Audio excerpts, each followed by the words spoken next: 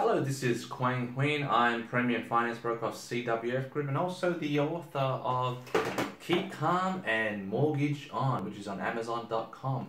Do get it. You want to get some great tips on how to accumulate more properties through proper loan structuring. So in this week's video, we're going to talk about what is the importance of getting a pre-approval. Okay, why do I touch on this topic? Because this week I met a lot of clients who basically went ahead and bought a property and then realized they've won in auction or won in the the blind auction. They won the offer, and then they panic and go, "Crap, am I going to get the finance?" And then their agent then refers me their client, and then I asked them, well, have you ever thought about getting a pre-approval before you go into auction? And most of them go, well, number one, I don't know whether that existed.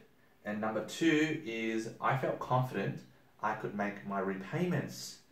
Now, when I tell them the bank does not assess you on home loan rates, for example, cheapest rate would be maybe 4.09%, and they think, oh, I can, I did my calculations, it works on 4.09. But the thing is, I tell them the bank assess you on 7.25% for owner-occupied, 7.95% on investment. What does this mean? It means when the bank assesses your ability to borrow, they don't use this percentage, they use this percentage. That's nearly double the rate here. So then you got to start thinking, can I make double repayments with my income? I'm not talking about your gross income. I'm talking about your gross income minus super and the net income after that. And then you start thinking and start worrying. So what is the importance of getting a pre-approval? Obviously, from the example I've spoken to you about, peace of mind, all right? Peace of mind, okay? And number two, borrowing power. Oops, borrowing power. What's my maximum borrowing power? Okay? And number three, you want a pre-approval that's subject to only valuation. Okay, so we covered this, peace of mind. You can sleep easy at night, okay? And also, you can also have a piece of paper under your belt and be ready and confident that you can get pre-approved finance when you go bid on a property. But the second most important thing about getting a pre-approval is knowing your borrowing power. So you don't want to go to auction and think, oh, I'm just going to bid. If I've got a big enough deposit, some people got $200,000 and think, yeah, I can get something for $800,000. No.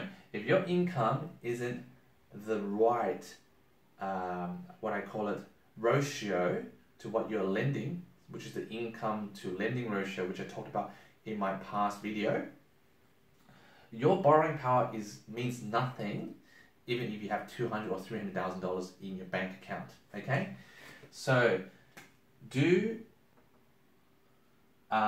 see a bank or a broker about assessing your borrowing power.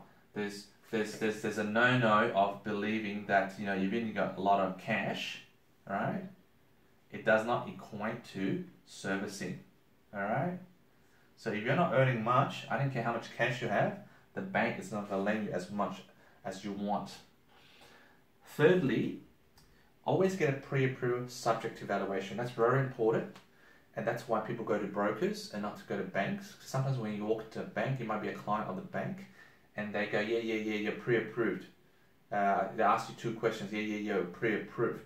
What that means is it means nothing. Because what happens, they'll give you a letter, and the letter will say, pre-approval subject to employment check, subject to credit check, subject to your funds, the amount of money you have in your bank account, subject to all these things, right? When you go to a broker, yes, they ask you for your pay slips, your bank statements, your credit history, your employment. They'll ask you a whole list of 100 questions. But the point is to get you a pre-approval, which is only subject to valuation, which means the bank is happy about everything about you except the final property that you're going to get, which is they'll send a valuer there to value the property. And that's the safest valuation. And for brokers, we can get you a pre-approval up to 6 months, right? Some pre-approvals with banks only last for 6 weeks. Our one lasts for 6 months, which means you do it once and you have 6 months to shop around. So to give you an example of this is a client of mine. Well, it was referred. She bought a house and land package, right? House and land, about $750,000, right? She had, say, paid 10% deposit, right? And she had about $300,000 in her bank account. And she said, oh, sweet. Agent said it was sweet. Didn't speak to anybody else, didn't speak to the bank. Actually, the bank said it was sweet as well. I was like, you don't need a pre-approval. You don't need it. You got enough money. Turns out, her employment was casual, right? Because the bank doesn't know whether the employment is casual or not casual, just money coming into the bank account. The bank didn't like this, and they shaved off 30% of her income, okay? The husband was, self-employed, right? But he's only been self-employed for 1.5 years, all right? Normally, banks take 2 years ABN, 1.5 years only. So that's not good. When they went to the bank and submitted this to say, hey, I want to buy this, because I spoke to the banker said, looks good. They said, sorry, we can only use 70% of your income, which she wasn't making a lot anyway, and this guy can't take his income. Sorry, too bad. For this loan, it got rejected, declined. All right. Obviously, she came to me, and we had to go through a low doc option, which means low documentation. Okay. And obviously, we could get the rate that it was slightly higher, but still, within the 4.2, 4.5%. Won't get near the 3.99 or 4%. Saved her, but she couldn't sleep for the entire week. So, talk about peace of mind. It's always best to get a pre-approval. Don't be overconfident.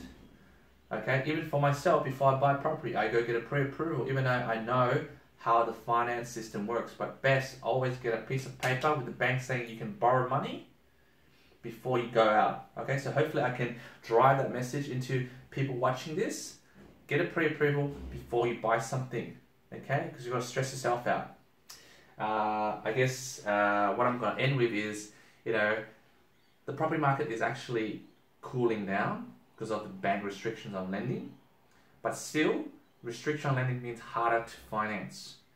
So always get a pre-approval, and once you get that, go property hunting. So in the meantime, keep calm and mortgage on. See you later.